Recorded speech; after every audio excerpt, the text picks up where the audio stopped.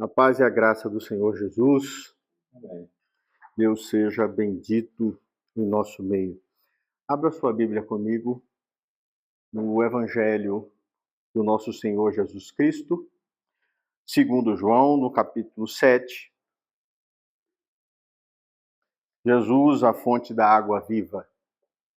Quero ler com vocês apenas o verso 38 e eu vou fazer algumas citações de outros versículos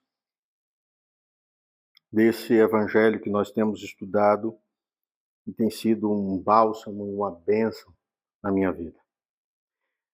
João 7:38 diz assim: Quem crer em mim, como diz a Escritura, do seu interior fluirão rios de água viva. Pai do céu, nós te damos graças ao Senhor por essa manhã, pelo teu evangelho, pela morte de Cristo na cruz, pela bênção que temos do Espírito Santo, que enche as nossas vidas, Senhor, com a tua verdade, com o alimento do alto, sacia a nossa sede, a nossa fome, e nos enche, Senhor, da tua presença. Obrigado, meu Deus, por essa manhã bendita.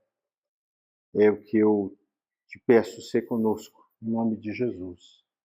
Amém. Esses dias, um tempo atrás, eu estava conversando com um amigo, que trabalha no tribunal, e ele estava impressionado com a quantidade de pessoas que fazem parte daquele união do vegetal, né? Pessoas que tomam ayahuasca, né? E é muito grande. Ele falou, olha, é tanta gente que eu não tinha ideia, né? Aqui em Brasília. Muita gente que vai ali para o Vale do Amanhecer, que é bem aqui perto, buscar alguma forma de ter paz, alegria, transcendência. E ele disse para mim, eu fico impressionado como é que juízes, como é que pessoas tão estudadas, tão preparadas, que conhecem, têm conhecimento, preferem ter nada contra a religião que eles estão professando, mas apenas uma pergunta que ele fez para mim, como é que eles preferem isso do que toda a beleza do Evangelho? Todo o direito canônico que Paulo estabelece em Romanos, toda a estrutura profética enraizada numa verdade que vai se revelando aos poucos, até a pessoa do Messias. Um conceito tão inteligente, tão belo, com valores tão verdadeiros, e a pessoa preferir buscar em outros lugares essa transcendência. Há uma sede profunda, uma carência espiritual em toda a humanidade, nós sabemos disso. E essa sede se configura porque, como vimos na semana passada, o homem busca sentido, o homem busca identidade, o homem quer sentir o prazer da vida e ele toma várias formas para fazer isso. E eu e esse amigo discutimos bastante. E eu virei e disse assim, olha, o que falta é o manancial do Espírito. O que falta é entendermos esse convite de Cristo à plenitude interior. Quando ele diz, quem crê em mim, como diz a Escritura, né? Ele cita a Escritura do Antigo Testamento, do seu interior fluirão águas vivas. Mas sabe o que é interessante? Eu e ele estávamos fazendo um diagnóstico, olhando, né, para a nossa realidade de Brasília. E esse diagnóstico já foi feito pelo profeta Jeremias lá atrás, quando o profeta não apenas registra uma crítica social e moral, mas ele também denuncia, ele faz uma denúncia teológica, ele diz que o povo trocou Deus por substitutos que não saciam, por substitutos que não trazem à alma do homem paz e alento. Jeremias, logo no início da sua profecia, no capítulo 2, verso 13, ele diz: porque o meu povo, diz Deus, cometeu dois males. A mim me deixaram o manancial de águas vivas e cavaram cisternas rotas que não têm águas. A humanidade sempre fez isso. A humanidade sempre buscou em vários lugares essa paz, esse gozo, essa transcendência, essa alegria. E o profeta percebeu isso em Israel. Pessoas buscando em outros lugares essa santa paz que o mundo não dá, só conseguimos encontrar na pessoa de Jesus. Essa palavra do profeta Jeremias, ela ecoa hoje. É como se fosse um espelho da alma contemporânea, né? Que abandonou o eterno Deus e se rendeu àquilo que é efêmero, aquilo que logo passa, cavando poços em desertos sem água. Agora olhe bem para esse texto. O povo de Israel sedento. O povo de Israel precisando do alento e do cuidado de Deus. Jesus chega em Jerusalém. Durante a festa dos tabernáculos, olhe comigo o verso 2, Jesus diz assim: ora, a festa dos judeus, chamada festa dos tabernáculos estava próxima. Essa palavra quase engasguei, né? A festa dos tabernáculos estava próxima. E o povo de Deus, então, vai para Jerusalém. Verso 14 diz assim: já corria em meio à festa e Jesus subiu ao templo e ensinava. O verso 37 diz que no último dia, o grande dia da festa, levantou-se Jesus e exclamou: se alguém tem sede, venha a mim e beba. Eu quero mostrar para vocês a festa. A festa ocorria no templo e o povo de Deus saía em procissão do tanque de Siloé, onde eles buscavam água, e vinham com tochas nas mãos. E você tem duas representações teológicas. A primeira é a luz. Quando todas aquelas pessoas caminhando em procissão, ficava uma grande coluna de fogo que representava a coluna de fogo de Deus no deserto. Olhem bem essa imagem. Aquela quantidade de pessoas caminhando e aquela grande tocha de fogo vindo em direção ao templo. A água do tanque de Siloé era derramada dentro do templo e representava a água que jorrou da rocha e que matou a sede do povo de Israel. Nessa festa, Jesus diz duas verdades. Eu sou a luz do mundo e eu sou a água que mata toda a sede. Jesus está olhando para o povo de Israel em procissão, com as suas libações de água, e fala: quem crê em mim, como diz a Escritura, do seu interior vai fluir rios de água viva. A água ela tem uma representação maravilhosa. Além de ser o sustento do deserto, está em Números capítulo 20, Isaías vai falar acerca dessa verdade no capítulo 12, mas tem uma representação muito mais profunda, que é a sede da alma de todo homem, da sua espiritualidade. E Jesus diz que ele é a fonte verdadeira e espiritual que vai saciar essa fome de Israel. Enquanto o povo estava ali fazendo toda aquela estrutura religiosa, Jesus está dizendo assim: eu estou aqui, na presença de vocês. Isso tudo era ensino, é didático, é pedagógico entender. Realmente o templo tem o seu significado, realmente a água tem o seu significado, essa luz que vocês estão trazendo também tem, mas todos eles apontam para mim. Eu estou aqui no meio de vocês. E quem crer em mim, ou seja, quem tiver uma fé pessoal, quem entregar a sua vida a mim, uma fé ativa e contínua, ele vai alimentar o seu interior. A fé é a porta de acesso ao Espírito Santo.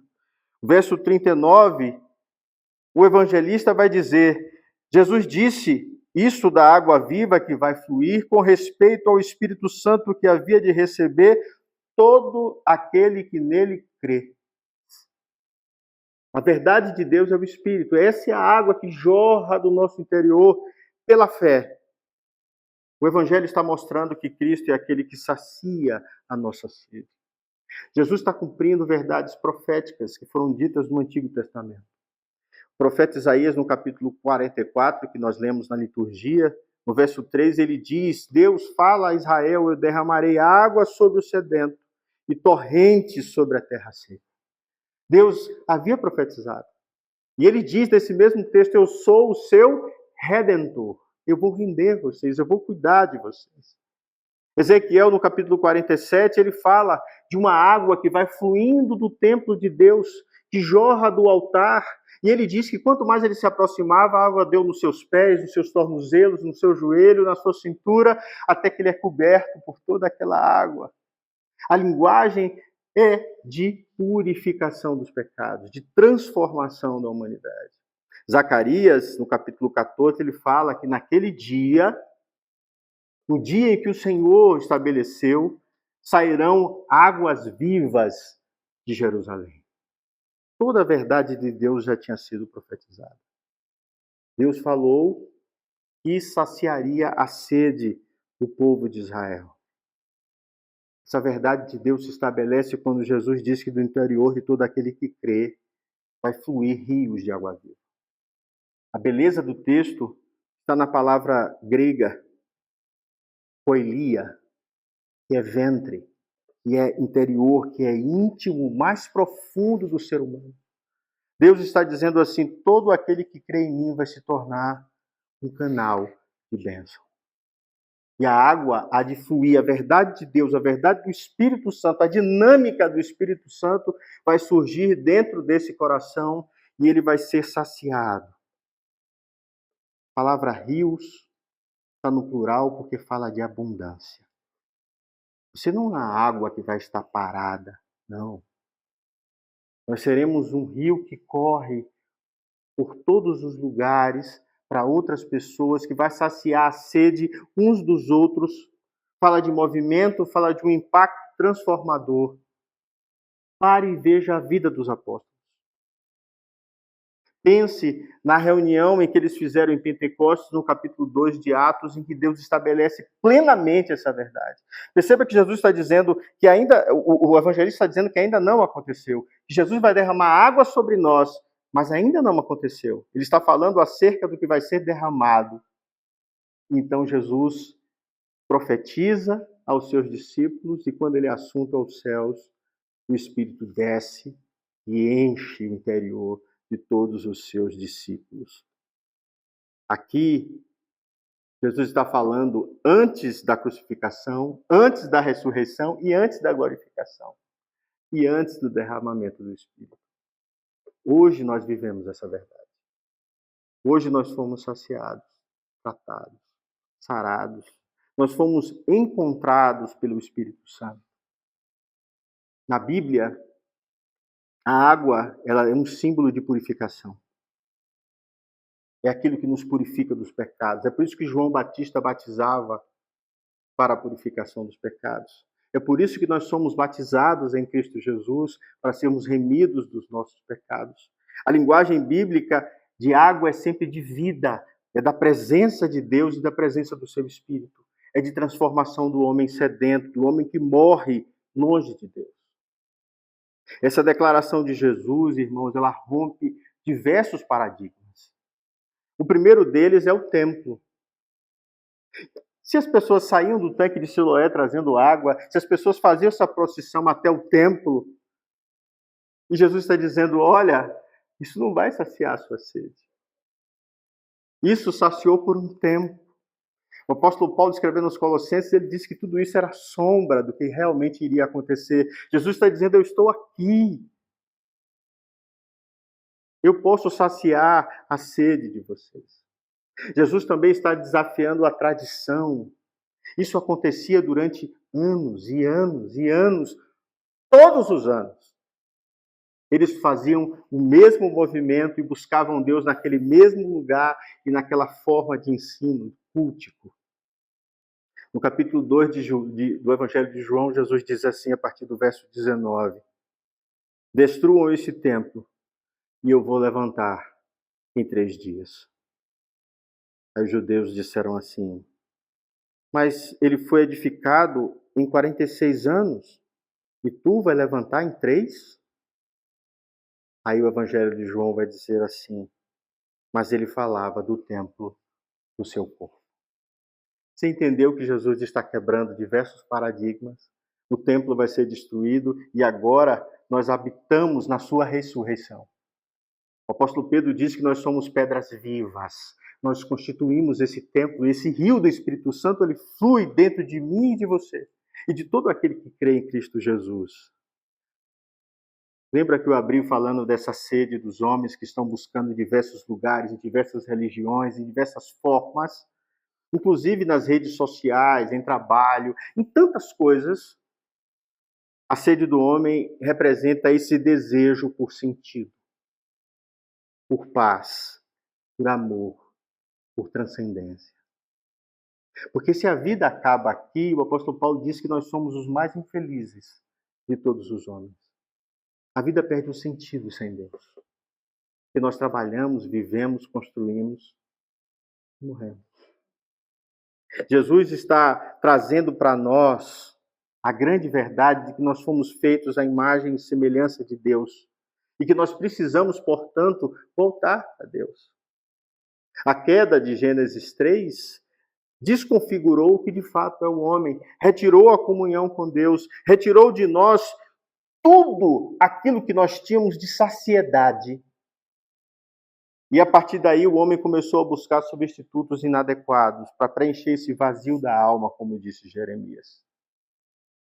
Os homens abandonam a Deus e vão buscar em diversos outros lugares. Essa ruptura do homem com Deus gerou uma inquietação existencial. Eu consigo perceber isso em várias pessoas que dão tudo de si nos seus trabalhos, na sua vida, mas não encontram satisfação. É por isso que elas saem para o Vale do Amanhecer, para tantos lugares, tentando buscar, sabe, algo que sacia a sua alma. A sede do homem é escatológica. A sede do homem só vai ser saciada plenamente no futuro. Apocalipse 22, verso 17, a palavra do Senhor diz que quem tiver sede, venha. E quem quiser, receba de graça a água da vida. A água que vai gerar essa vida eterna. Essa sede que nós temos é de Jesus. Ele está se mostrando ao povo de Israel. Essa sede aponta para o desejo de restauração da alma, para que tenhamos plena comunhão com Deus, que só vai ser consumada plenamente na eternidade.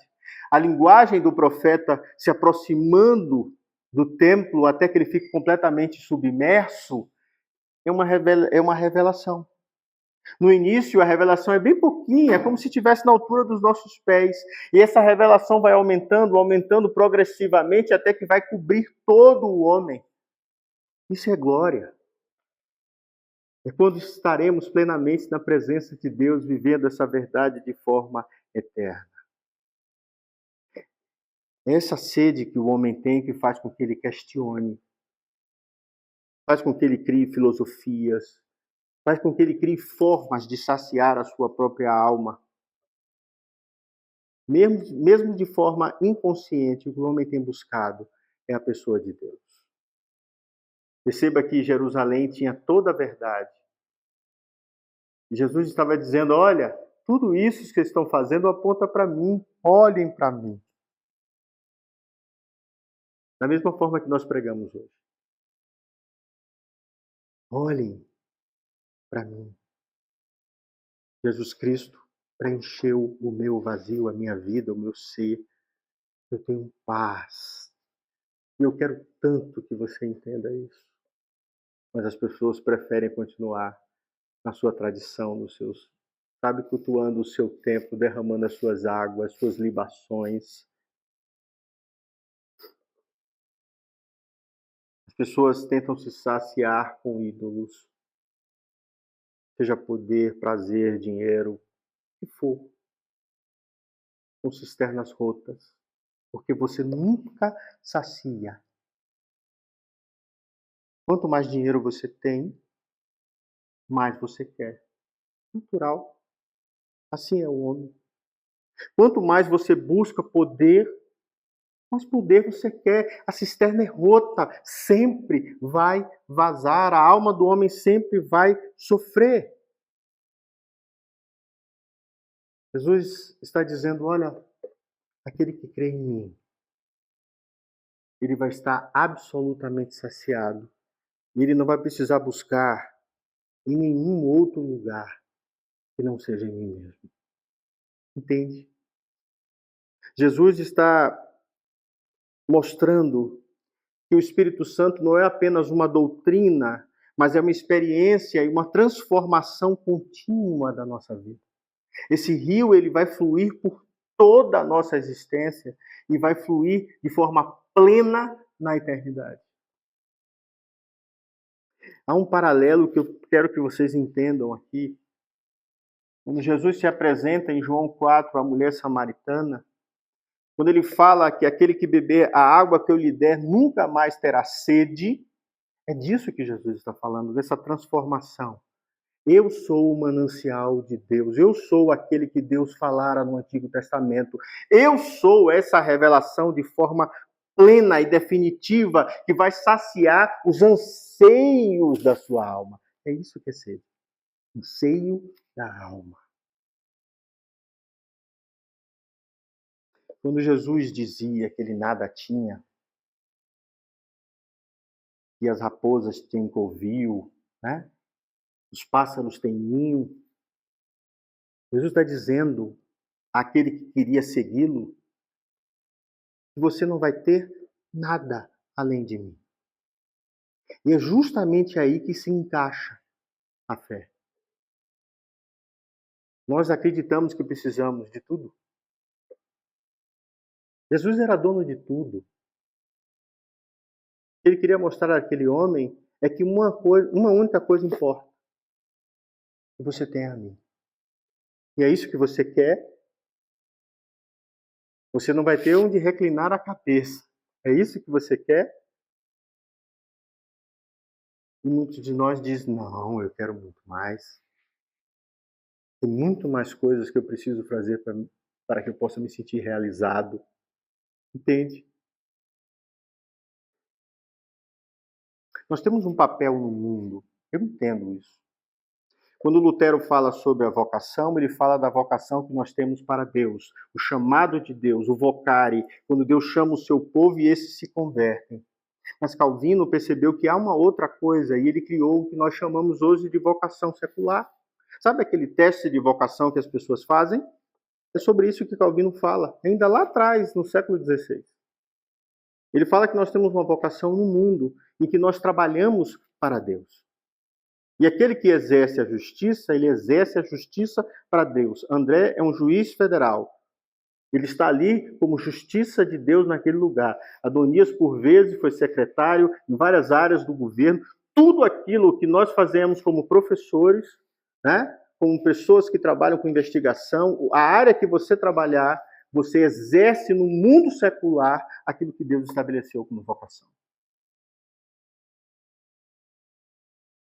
Mas esse não é o fim da sua vida. Até porque você está aposentado de auditor. Mas como crente, jamais deixamos de exercer a nossa missão, porque ela é para a eternidade. E esse trabalho, ou qualquer trabalho, não sacia o nosso coração. Aliás, tem uma hora que a gente fica doido para dizer assim, eu preciso me aposentar porque eu não aguento mais. Não é aqui o meu lugar. O meu lugar não é neste mundo. O meu lugar é algo superior, maior e muito mais profundo e que me traz muito mais. Muito mais o quê? eu sou em Deus sarado e eu não tenho mais ânsias. Você sabe qual é a beleza quando você vai ler Sêneca ou qualquer outro grande filósofo? Ele vai falar que a serenidade na morte é uma das maiores belezas da humanidade. Aquele que olha para a morte sabendo que tudo que está aqui fica. Não pense que os homens não pensaram sobre isso. Mas a palavra de Deus fala com muito maior profundidade. Quando ele diz que adianta conquistar o mundo inteiro e perder a minha alma, perder a sua alma. A diferença dos servos de Deus é a serenidade. Uns anos atrás eu fui visitar uma pessoa no hospital e entrou uma enfermeira. Ela fez: "O senhor é pastor?" Eu falei: "Sim." "Posso falar uma coisa?" Eu falei: "Pode, fique à vontade." Eu nunca pensei em ser crente. Fiquei com vontade de dizer assim: "Tá pensando agora?" Mas o silêncio é importante. E ela disse assim: "A grande diferença dos crentes, porque eu já vi muitas pessoas morrerem, a paz e a serenidade que eles têm quando a morte vai chegar."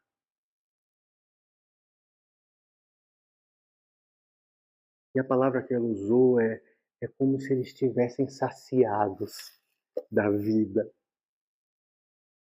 não sentindo falta, como se eu estivesse morrendo e deixando tudo, ou como se eu estivesse morrendo e não tivesse concluído ainda, tem muita coisa. Não. Ela me disse que os crentes repousam, falecem. E eu tive a oportunidade de dizer: é porque eles estão saciados com a água da vida. É porque eles estão saciados com aquilo que nem trabalho, nem dinheiro, nem filhos, nem família, nada pode preencher, porque ainda que você tenha tudo, em Jesus nós não temos nada. Porque ele mesmo disse que sem mim nada podeis fazer. Naquele último dia de festa, apontando para ele, para depois, para a Páscoa. Se alguém tem sede, venha a mim e beba. Do seu interior vai fluir rios de água viva. Era isso que ela estava vendo em cada um daqueles servos de Deus que ela viu partir. O Espírito Santo acalmando a alma, dando serenidade. Deus habitando aquele corpo como uma fonte pura e verdadeira. Aquele rio estava fluindo para ela. Entende? A busca de soluções humanas, irmãos, é comum. Remédios. Nós nunca tivemos uma geração tão medicada. Isso com cisternas rotas. Não estou dizendo que há pessoas que precisam, que são necessários. Eu sou um exemplo disso, eu sou enxaquecoso, eu tenho um remédio que eu tenho que tomar que precisa tratar. Mas eu estou falando dessa angústia da alma tão grande que a humanidade hoje tem. E que está buscando em vários outros lugares, mas não sabe mais buscar em Deus. Quando o profeta fala como boca de Deus e diz: porque meu povo, lá em Jeremias 2,13, cometeu 2 males, o problema é com o povo, não é com a fonte da água. Porque a fonte da água de Deus estava jorrando e continua jorrando hoje em Cristo. O meu povo tem um problema. Ele está falando para aqueles que conheciam a Deus. O profeta Jeremias está falando para o povo de Deus, está falando para aqueles que conheciam o Senhor, que viram as suas revelações, que viram tudo aquilo que Deus é capaz de fazer. O pecado é duplo, sabe por quê? Porque aquele povo abandonou Deus e o substituiu por outra coisa, por outros lugares. A linguagem dele aqui é forense. É como se ele estivesse estabelecendo um tribunal. Deus apresenta uma acusação contra seu próprio povo. Vocês me abandonaram. E o que Deus diz é tremendo. Ele diz: a mim me deixaram o manancial de águas vivas. Deus se apresenta como manancial num povo que está cheio de escassez e busca em outro lugar. Veja Jesus no meio do povo, o povo indo para o templo, o povo trazendo as suas tochas, o povo derramando água, e Jesus dizendo: eu estou aqui. A sede saciada no deserto sou eu. E as pessoas continuam buscando em outros lugares. Jesus Cristo é o único que sacia a nossa vida. As cisternas são soluções humanas quando você não tem rios correntes.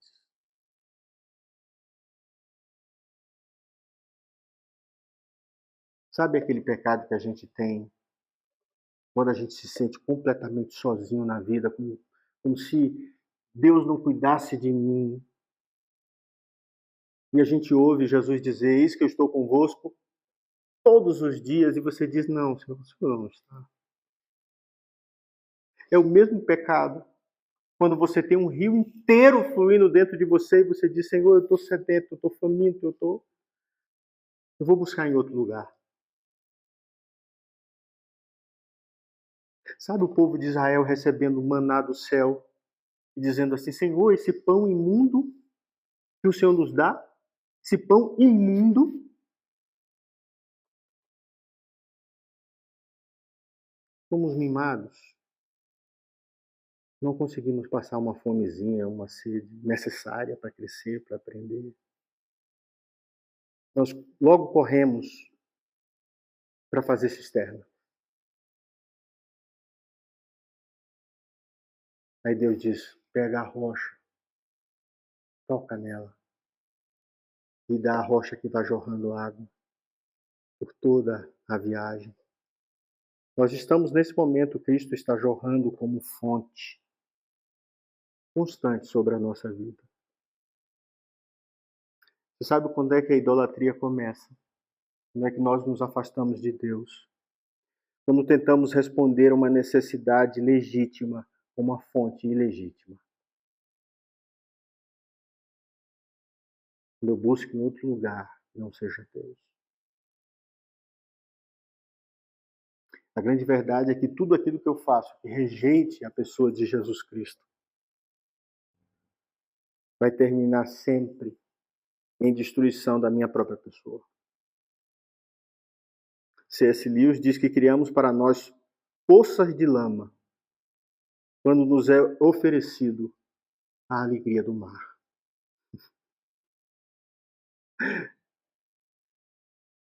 Nós não conseguimos ver o quanto de bênção nós temos em Cristo Jesus.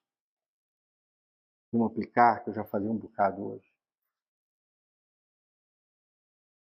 A primeira coisa que eu preciso entender é aprender a examinar as fontes. Toda vez que Israel tentou buscar em outro lugar, ele pecou contra Deus.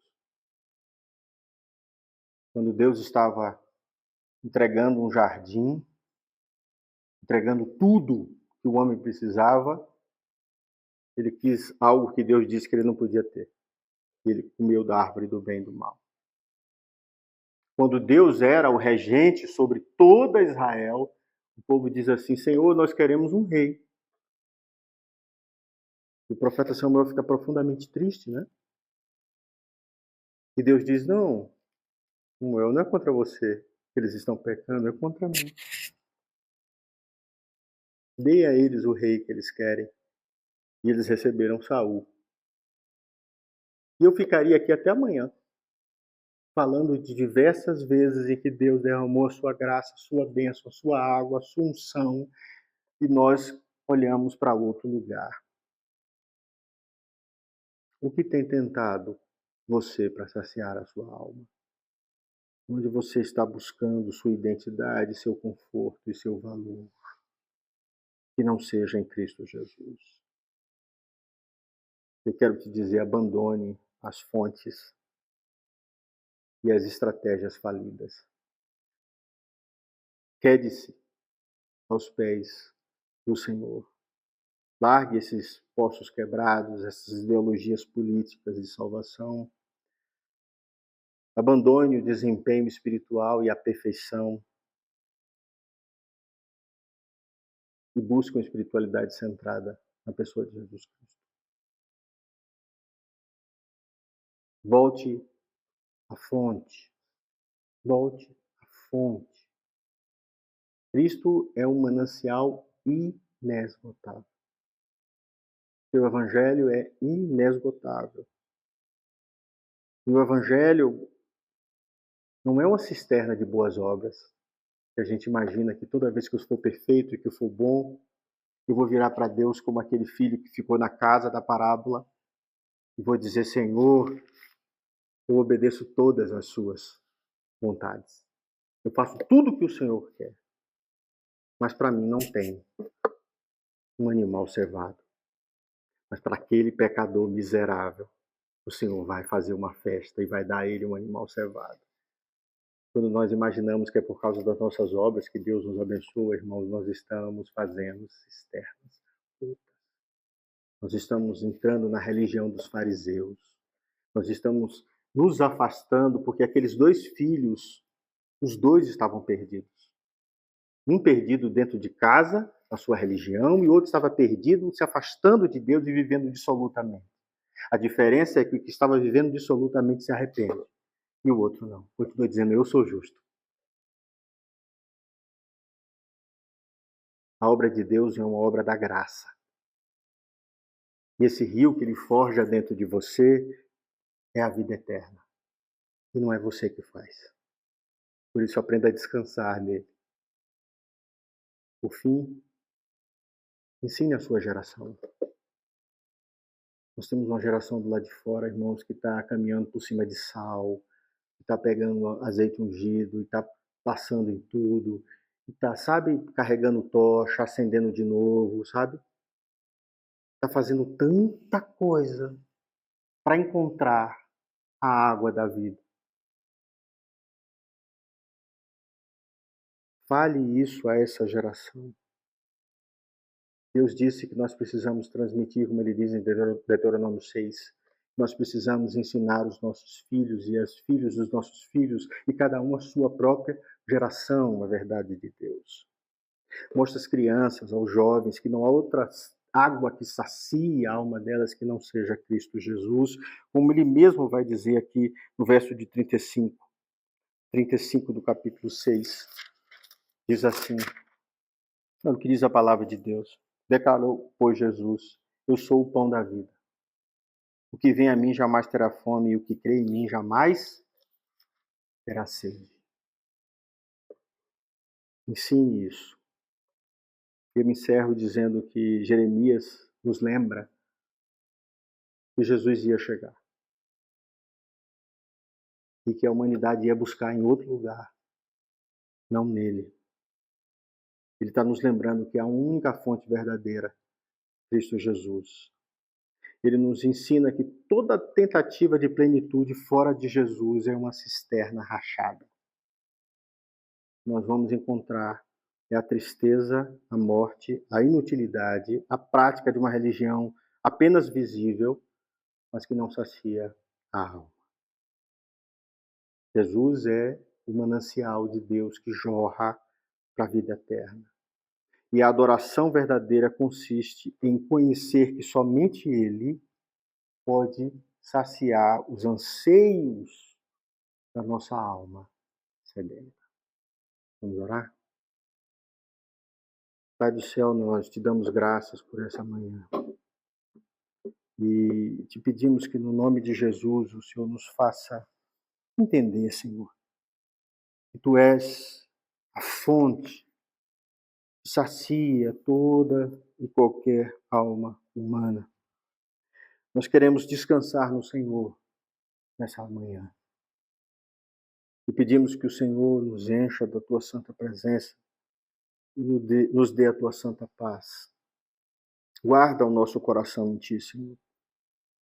Nos faz ver que só há um único caminho, que é o Senhor. Cuida dos nossos corações, livra-nos, Senhor. Toda religião maculada, de tudo aquilo que nos faz nos afastar do Senhor. E nos faz caminhar, Senhor, no Teu Espírito. É o que nós te pedimos em nome de Jesus. Amém. Receber a bênção, queridos, que a paz e a graça do nosso Senhor e Salvador Jesus Cristo, e o amor insondável de Deus, nosso eterno Pai, e as benditas consolações do Espírito sejam sobre vós, irmãos, aqui neste lugar, e sobre a Igreja de Cristo espalhada sobre toda a terra, agora e para todo sempre. Amém. Que o Espírito Santo sacie a sua alma nessa manhã, que a sua caminhada seja sempre cheia de Deus, e que do seu interior fluam rios poderosos, que transformem não somente a sua vida, mas de todas aquelas pessoas que você encontrar. Em nome de Jesus. Amém. Boa semana a todos.